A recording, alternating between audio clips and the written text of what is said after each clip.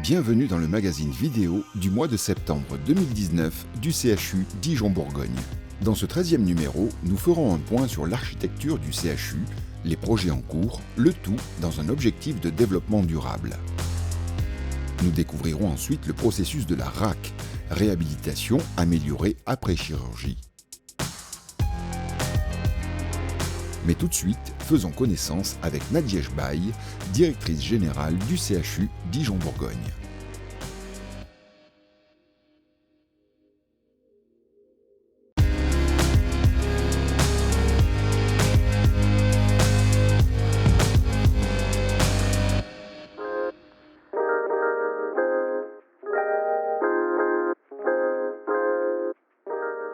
Alors mes premières impressions après 6 mois de prise de fonction sont vraiment extrêmement positives.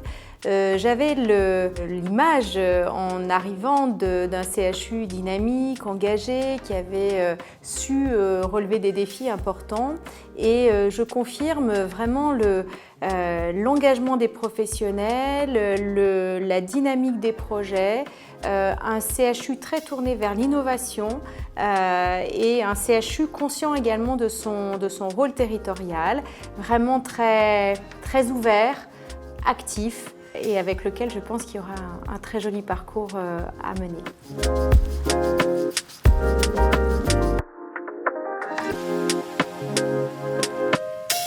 Alors, nos projets pour les prochains mois sont très importants dans la mesure où nous venons de valider les projets stratégiques que nous allons prioriser pour les prochaines années.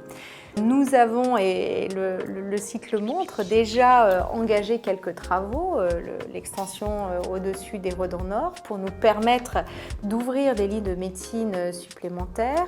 C'est encore le projet Réadaptique, qui est un projet tout à fait important pour notre CHU pour la rééducation. Et de ce point de vue-là, il y a une mobilisation extrêmement importante des professionnels. C'est encore des projets d'extension de salles de bloc opératoire, donc disposer de davantage de salles d'intervention. Mais je pense aussi à un projet qui nous tient à cœur, c'est l'équipement de salles multimodales. C'est enfin des projets territoriaux et vraiment le groupement hospitalier territoire 2152 a un projet médical très ambitieux mais réaliste et je pense en particulier au projet DIVA qui se met en place là au moment où nous parlons. Donc au total, sur les 150 projets qui figurent dans le cadre du projet d'établissement, nous avons 30 projets, pour être très précise, que nous allons réaliser dans les 3 années à venir. Et je n'oublie pas, en plus de ces 30 projets plutôt marqués investissement, soit travaux, soit équipement biomédical, le projet social et managérial, qui est une dimension forte du projet d'établissement du CHU et sur lequel j'accorde une importance tout à fait particulière. Et j'ai envie de dire pour terminer, le projet qualité-gestion des risques également, avec des enjeux autour de la fluidification du parcours de la prise en charge de nos patients.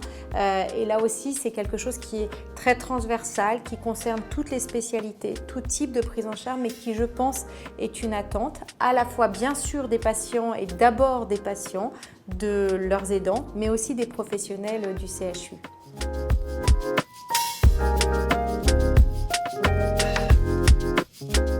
Je souhaite un management très proche des équipes pluriprofessionnelles, qu'elles soient infirmières, aides-soignantes, agents de service, mais également médicales, et un management très orienté patient. Je souhaite également un management qui crée du lien entre à la fois les équipes médicales, la direction générale pour réaliser le projet d'établissement stratégique jusque 2019-2023.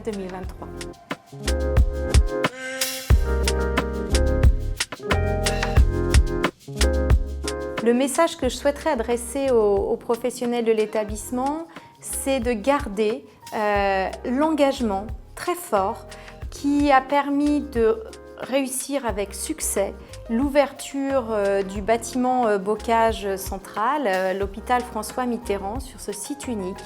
Une dynamique extrêmement importante, je le disais tout à l'heure, d'innovation, d'ouverture territoriale, d'ouverture à de nouvelles pratiques managériales et de garder la qualité du travailler ensemble.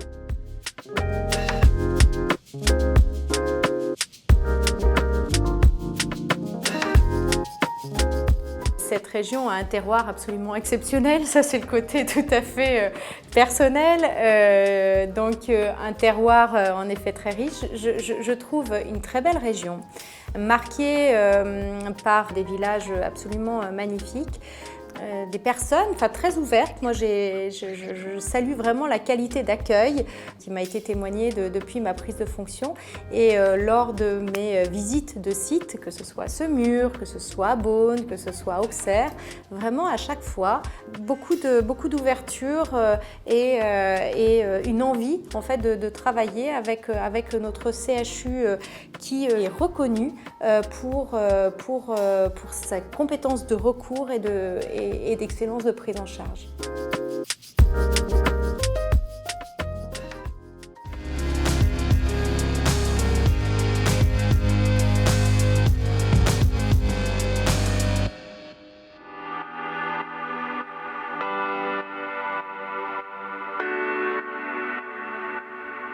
Le CHU Dijon-Bourgogne s'est lancé depuis de nombreuses années dans une démarche de développement durable qui concerne l'énergie, les déchets, mais également bien sûr la construction, les transports également. Aujourd'hui, nous sommes en train de développer les Redans Nord avec donc des activités hospitalières qui vont être mises en place très prochainement. Nous avons un deuxième projet, c'est l'Institut de la fertilité, qui sera très probablement aussi en ossature bois, avec donc les avantages de montage assez rapide, simplifié, pas trop de nuisances pour les services de soins et donnant des résultats tout à fait satisfaisants en matière de résistance au feu, en matière de développement durable, comme je l'ai expliqué. On a conçu un système en charpente bois avec des panneaux en ossature bois et une couverture en bois, de façon à avoir une intervention la plus limitée possible. Il s'agit d'un chantier qui se développe sur 1300 m² environ. Donc la complexité du projet, c'est qu'on est dans un site occupé sensible par son activité, qu'on ne peut pas perturber. Le projet se trouve dans le secteur des urgences, entre autres. On ne peut pas perturber non plus le fonctionnement de tous les circuits pompiers et autres liés à la sécurité, les patients et le personnel. Donc on a choisi de faire un chantier très préfabriqué, c'est-à-dire avec une intervention minimum sur le site pour faire ces 3 surélévations.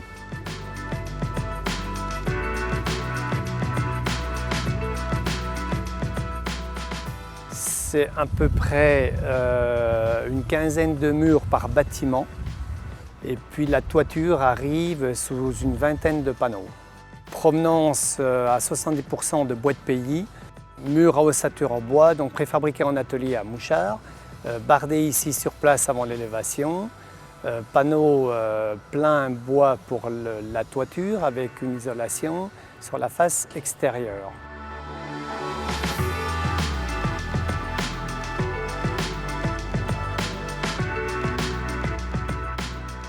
L'hôpital d'enfants est un gros chantier qui a démarré en 2016, qui se poursuivra jusqu'en 2023.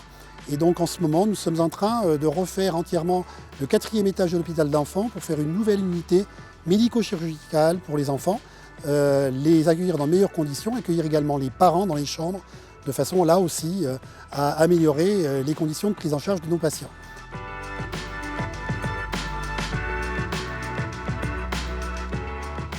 Dans le cadre des réhabilitations thermiques des bâtiments, nous avons également entamé la réhabilitation du C2R dans son enveloppe. Depuis plusieurs mois, le service de rééducation neurologique du C2R bénéficie de différents travaux, comme par exemple tous les vitrages qui ont été changés dans les chambres, mais aussi dans les salles communes. D'autres travaux ont été réalisés, comme par exemple le changement de tous les éclairages.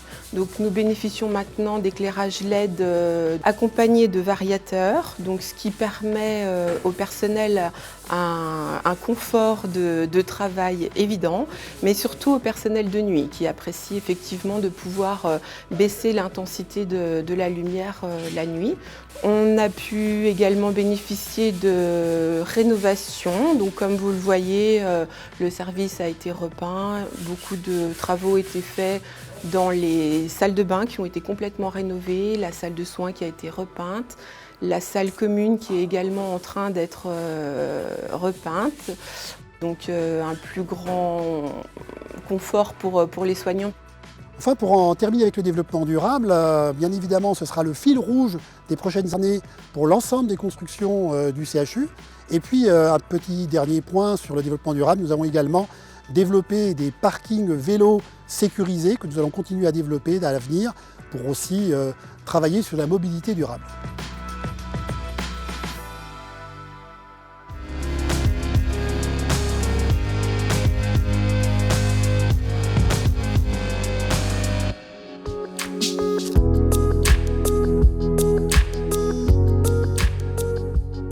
La RAC est une nouvelle technique de prise en charge du parcours patient avec pour objectif principal de raccourcir la durée d'hospitalisation du patient et de rendre le patient acteur de son séjour hospitalier.